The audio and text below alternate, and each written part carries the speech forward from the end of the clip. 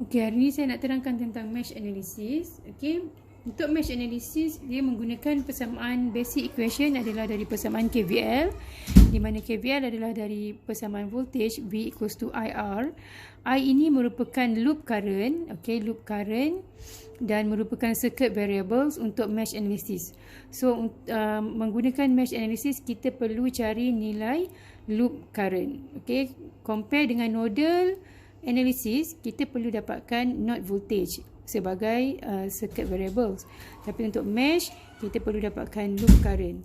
Okey, katakan kita ada untuk raja ini, kita ada dua loop. Okey, di mana untuk loop yang pertama, current yang melalui loop yang pertama adalah I1. Okey, dan current yang melalui loop yang kedua adalah saya namakan sebagai I2. Okey. So, kita anggapkan arah arus adalah mengikut arah jam. Okey. Manakala I1, capital I1, I2 and I3 adalah current yang melalui setiap perintang 5 ohm, 3 ohm dan juga 4 ohm. Okey, menggunakan mesh analysis, step yang pertama adalah kita perlu dapatkan persamaan KVL untuk setiap loop. Okey. So, kita dapatkan persamaan KVL pada loop yang pertama.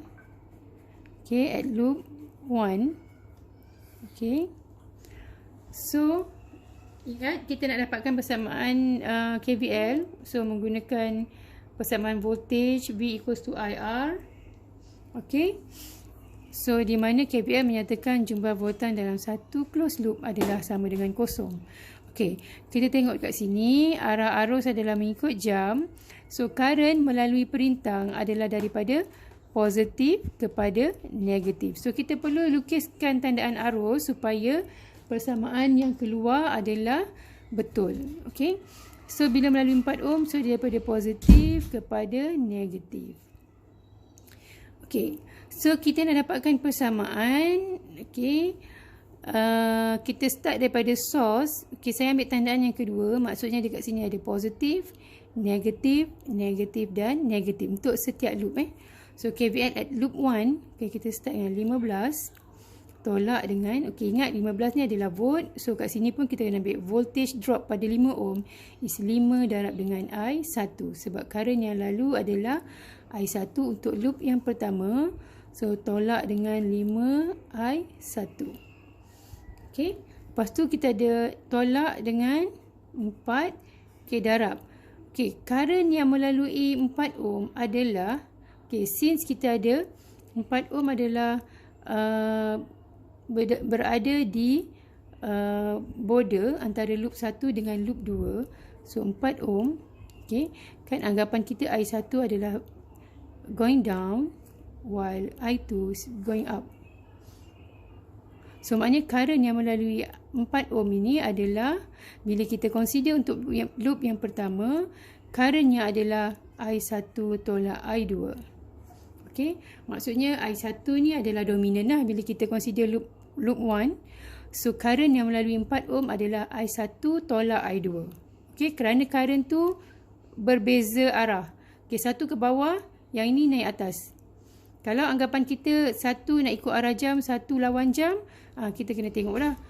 Kalau dua-dua sama arah, kita kena tambah. Kalau berlawanan arah, kita kena tolak. Okay. So, ni kita dah tolak 4 I1 tolak I2. And then yang ni adalah tolak 10. Sama dengan kosong. Ini persamaan KVL. Jumlah voltan dalam satu closed loop adalah sama dengan kosong. So, kita permudahkan. So, kita akan dapat, okay, 5 tolak dengan 9 I1 tambah 4 I2 sama dengan kosong. So, kita akan dapat 9 I1 tolak 4 I2 sama dengan 5. Okay, ini persamaan yang pertama. Okay. So, lepas tu kita dah dapat persamaan pada loop yang pertama. Kita dapatkan KVL at loop 2. KVL at loop 2. Okay. So, untuk loop yang kedua, ikut arah jam juga, current dia. Okay. kita anggapkan diikut arah jam. So maknanya current melalui perintahan daripada positif kepada negatif. So tengok dekat sini dia dah berubah. So positif, negatif, positif, negatif, positif, negatif. So kita dapatkan persamaan. Andai kata kita start daripada 10 volt. Okay, saya start dengan tandaan yang kedua iaitu positif. Sini positif, sini negatif, negatif dan negatif. Okay, so persamaan kita akan jadi 10. Okay. Tolak dengan 10 tolak dengan 4. Okey, sekarang ni current yang melalui 4 ohm adalah dua current yang tadi, I1 dan I2 yang berlawanan arah.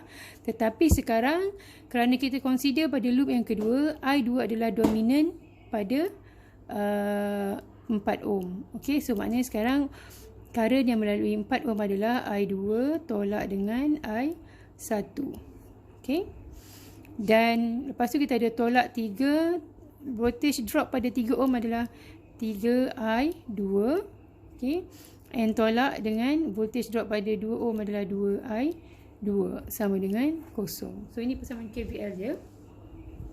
So kita permudahkan, kita akan dapat so ni kita akan dapat 9I2. Okay, negatif 9I2 tambah dengan 4I1. Okey. So tambah sama dengan negatif 10. Okey. So kita dapat kita pemudahkan, so dia akan jadi 4I1 tolak 9I2 sama dengan negatif 10. Atau kalau kita nak consider loop yang ni adalah current yang dominan adalah lebih positif, kita boleh juga tukar untuk jadi negatif 4I1 tambah 9I2 sama dengan 10. Okey, mana-mana satu pun boleh. Okey, ini persamaan yang kedua. And then bila kita dah ada dua persamaan ni, so kita macam biasa kita gunakan metrik untuk settlekan apakah dia loop current untuk setiap loop. Okey. So kita dapatkan persamaan metrik daripada persamaan yang pertama dan yang kedua. So kita ada 9 negatif 4. Okey, negatif 4 9. Okey. Dan I1 I2 sama dengan 5 10. Okey, daripada persamaan 1 dan 2 kita bentukkan matrik 9 negatif 4 negatif 4 9 5 10. Okey. So kita boleh dapatkan I1 menggunakan kalkulator. Okey, so kita akan dapat I9. Okey, B1 is negative 4. I1